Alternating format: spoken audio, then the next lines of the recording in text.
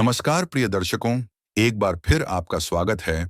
कथा आरंभ करने से पहले आपसे एक विनम्र निवेदन है। शास्त्रों में कहा गया है कि अधूरी छोड़ी गई कथा दुख और पाप का कारण बनती है, इसलिए इसे अंत तक अवश्य सुनें। दोस्तों, हस्तिनापुर के युवराज देवरथ ने अपने स्तर से राज्य के बहुत से कार्यों को भली भांति संभालना आरंभ कर दिया था, जिससे राजा शांतनु के पास राज्य की बहुत कम जिम्मेदारियां रह गई थीं। इस कारण राजा शांतनु प्रसन्न मन से अक्सर वन में शिकार खेलने चले जाते थे अथवा किसी रमणीय स्थल पर विचरण करने चले जाते थे। इसी तरह एक दिन राजा शांतनु यमुना नदी के तट पर विचरण कर रहे थे कि तभी उन्हें बड़ी ही अद्भुत सुगंध का आभास हुआ।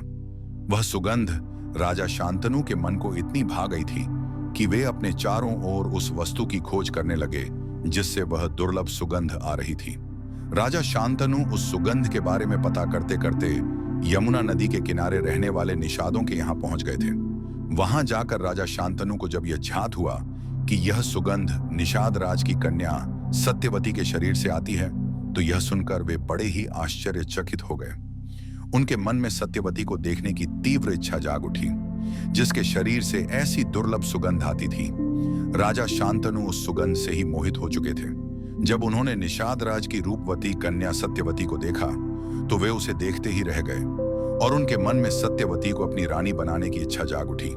इसलिए राजा शांतनु ने निषाद राज के पास जाकर कहा, मैं तुम्हारी कन्या सत्यवती के साथ विवाह करना चाहता हूं। राजा शांतनु की यह बात सुनकर निषाद राज ने उनसे कहा, यदि आप मेरी पुत्री सत्यवती के पुत्र को अपना उत्तराधिकारी बनाने का वचन देंगे तो ही मैं उसका विवाह आपके साथ कर सकता हूं।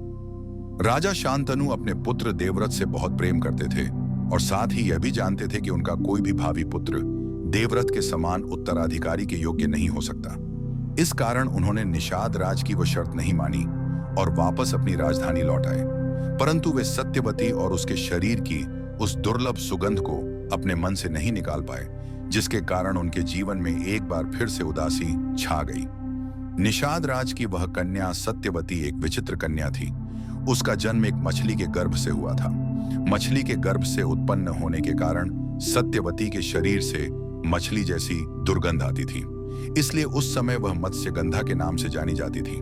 दुर्गंध के कारण लोग उसके पास नहीं आते थे। इस कारण मत्स्यगंधा अपने समाज में भी अलग थलग पड़ गई थी। अपने शरीर से आने वाली दुर्गंध के कारण वह स्वयं भी अत्यंत लज्जित रहती थी। लोगों से दूर एकाकी जीवन जीने वाली मत्स्यगंधा अपना समय यमुना नदी में नाव चलाकर यात्रियों को एक पार से दूसरी पार पहुंचाने में बिताती थी, लेकिन दुर्गंध के कारण बहुत कम यात्री उसकी नाव में चढ़ते थे। एक दिन सूर्यास्त के समय जब मत्स्यगंधा अपनी नाव बांधकर घर लौटने ही वाली थी, तभी महर्षि पराशर वहां पहुंच गए। उन्हें यमुना पार जाना था, तो उन्होंने मत्स्यगंधा से नाव में बिठाकर पार पहुंचाने के लिए कहा। सूर्यास्त हो जाने के बावजूद मत्स्यगंधा महर्षि पराशर को यमुना पार पहुंचाने के लिए चल पड़ी।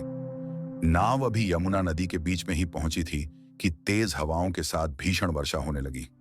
नाव डगमगाने लगी, इसलिए मत्स्यगंधा ने नाव को यमुना के बीच एक छोटे टापू पर रोक दिया। चारों ओर अंधेरा छा चुका था। बारिश में भीगे हुए महर्षि पराशर के मन में काम भावना जाग उठी। तभी उन्होंने आकाश में एक अत्यंत दुर्लभ ज्योतिषीय संयोग देखा। महर्षि पराशर महान ज्योतिषी भी थे, इसलिए उन्होंने भविष्यवाणी की कि इस संयोग के दौरान जन्म लेने वाला व्यक्ति महान होगा। उन्होंने मत्स्यगंधा से कहा, मैं तुम्हारे साथ समागम करना चाहता हूं। महर्षि की यह बात सुनकर मत्स्यगंधा ने कहा, मेरे शरीर से तो मछली जैसी दुर्गंध आती है। मुनिवर, आप मेरे साथ कैसे समागम कर पाएंगे? पराशर मुनि ने कहा, मैं अपने तपोबल से तुम्हारे शरीर की इस दुर्गंध को समाप्त कर दूंगा और इसे सुगंधित बना दूंगा। यह सुनकर मत्स्यगंधा समागम के लिए तैयार हो गई। पराशर मुनि ने अपने कमंडल का जल लेकर उसे अभिमंत्रित किया और मत्स्यगंधा पर छिड़का। इससे उसकी दुर्गंध समाप्त हो गई और उसके शरीर से अद्भुत, मन को मोह लेने वाली सुगंध आने लगी। यह सुगंध एक योजन तक फैल गई। इस कारण उसे अब योजन गंधा कहा जाने लगा। इसके बाद महर्षि पराशर ने उसके साथ समागम किया, जिससे उसी समय योजन गंधा गर्भवती हुई और उसने एक पुत्र को जन्म दिया। वह पुत्र जन्म के कुछ समय बाद ही 12 वर्ष के बालक के समान हो गया। उसे जन्म से ही वेदों का संपूर्ण ज्ञान था। वही बालक आगे चलकर महर्षि वेदव्यास के नाम से प्रसिद्ध हुआ। इन्हीं महर्षि वेदव्यास जी ने इस महाभारत ग्रंथ की रचना की थी।